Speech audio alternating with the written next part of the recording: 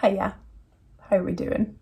So I want to do a little video series of my life as a retired athlete, and I almost didn't want to begin it with this particular topic because it's hard and I just didn't want to. But seeing as it's something that affects me daily, I thought we might as well give it a go. So today I am going to be talking about the elephant in my room, which is body image, and how my body has changed since giving up the sport, I guess. Side note, I haven't given it up completely, but we'll talk about that later. So whilst I won't be truly getting into the nitty-gritty of it, here is your trigger warning. If you know that this isn't going to put you in a correct frame of mind, or you're not in a correct frame of mind to be watching this, don't do it. Give yourself a break. Come back to it if you want. I've definitely been in that situation before where I've watched a video and it's made me feel a lot worse than better. So just know yourself and know if you want to watch this today. So if you stayed, hello, let's get to it. The reason I decided to start with this particular topic was based off the fact that the other night I was going through my camera roll. I was just looking at nice pictures in my camera roll from the last couple of years, but this feeling that resonated with me was not positive at all, because I found myself comparing how I am just now, how I look just now, to how I looked then. And so I actually voice noted how I was feeling at the time. It was very late in the evening, but I wanted to get it down because I knew that I was going to be doing this at some point. So here were a couple of my thoughts. Firstly, a positive. I am immensely proud of myself for managing to shape myself as an athlete over the last couple of years, and I'm aware of how much immense hard work and strain, I'm going to say strain as well, that it took to shape myself into that person. That blows my mind. And it makes me slightly emotional that I had this obsession with my body composition for so long. And the fact was, I didn't need to be so obsessed, but really, it was an unhealthy obsession with wanting to look a specific way. And that's beyond the realms of how people feel in their day-to-day life. This is pressuring myself as an athlete to look a certain way in that community. There's no room to compare yourself to other people in this sport. It does so much damage. It wasn't always just something that I pushed into my mind. The environment we're in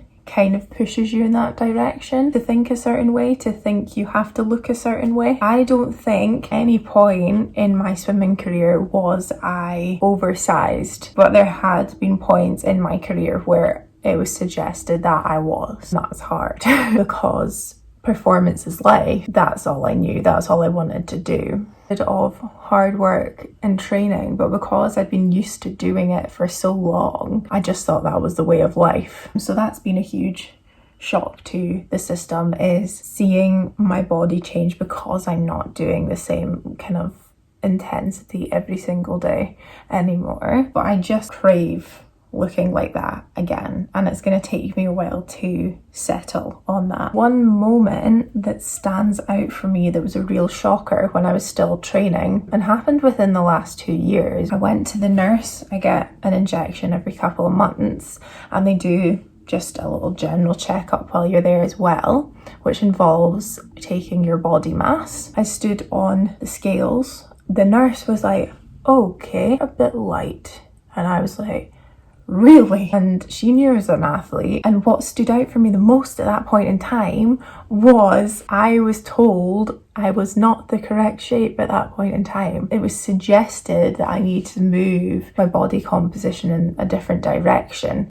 Literally took me back. I think I phoned my mum and I was like, you'll never guess what she just said. She just said I was really light, when I've been told the latter. That was a standout moment for me. Pretty sobering, I would say. And that kind of brings me to points in my career where I've had to make significant changes to my body composition. And I'm going to say body composition quite a lot because we weren't just working off of body mass, we were also working off of skin folds. So you can kind of tell what's muscle and what what's fat, roughly. So we were working off of that as well. So that's why I'm gonna call it body composition. So to be clear, through these two notable points in which I had to make a change to my body composition, it was in a safe kind of environment. So we had exercise physiologists with us around us quite regularly. I was fortunate enough at some points to be supported by the Scottish Institute of Sport. They provide strength and conditioning coaches, physiologists, physiotherapists, so quite a safe place to be in control with professionals. However, these 2 points stand out for me.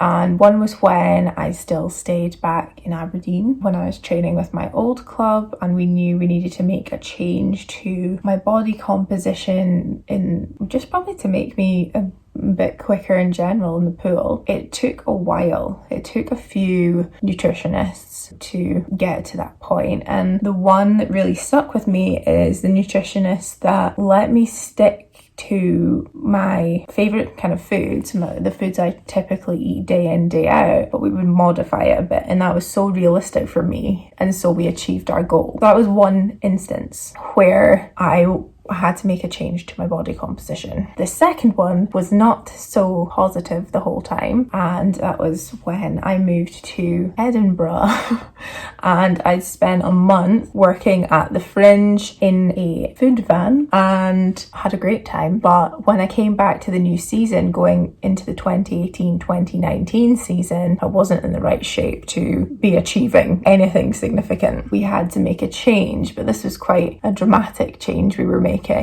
And so 3 times a week I would have spinning at the end of my gym session, and I had a little buddy with me as well, so it was okay. That was our little spin club we had. We're working towards the same thing. It was intense. I went back to eating the kind of diet I had established with that original nutritionist. Very successful, and by Christmas time we were kind of where we wanted to be. The standout moment for me in that process was actually in January. Most of my squad went away to an altitude camp, including my coach, so he didn't see me for a couple of weeks. And when he came back, he couldn't believe how I looked. I actually had other coaches on the poolside asking what I'd done, what I'd changed to look the way I did, because I looked so fantastic. This is not me bragging at all, because what they don't know is that during the month of January, I wasn't feeling myself in the correct way for the training that I was doing, because it was very intense. I think that last little bit wasn't achieved in the most healthiest of ways. I'm annoyed at myself for doing that. But at the time, you get such satisfaction out of people complimenting you that how you got there, you simply just forget. I'm not too proud of that. From there on, I was honestly in the best shape of my swimming career, and it showed. I was performing really well, and I think that was down to 2 things. I think that was down to being in better shape,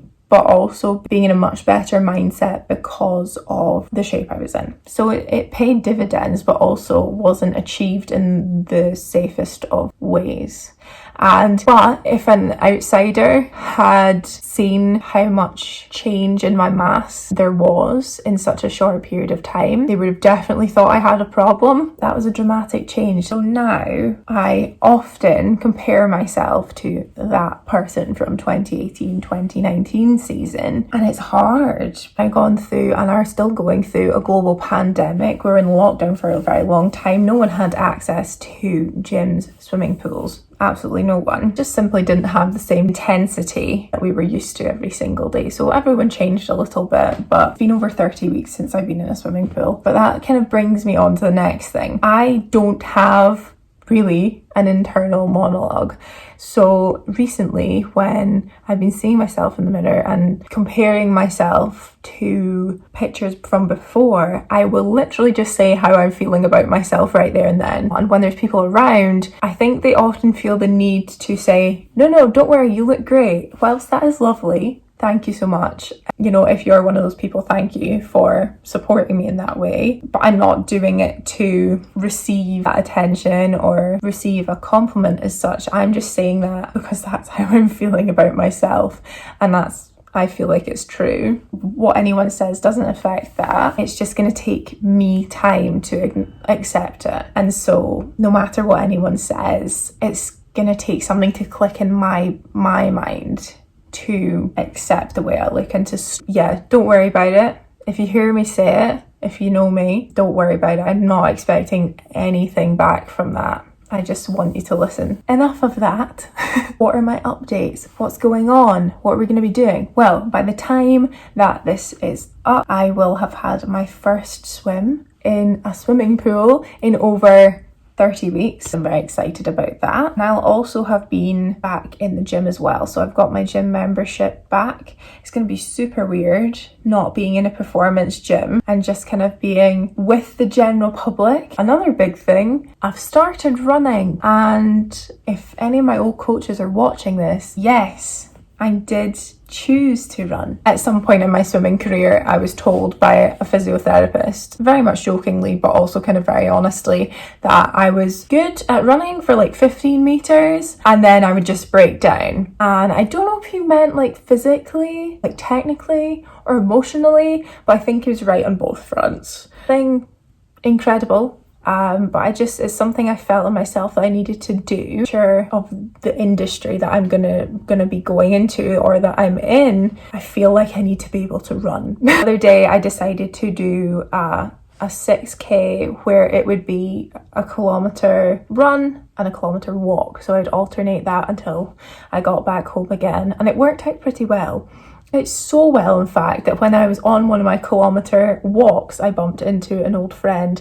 And so that kilometre lasted 30 minutes. Having the freedom to choose other activities has been very fun. I'm more capable of things outside of swimming than I ever thought I was. So thanks for sitting down and watching me today. I hope that you found it informative, or you can relate to it if you're in the same position as me. But yeah, thank you so much, and I hope you have a lovely day, and I will see you very soon.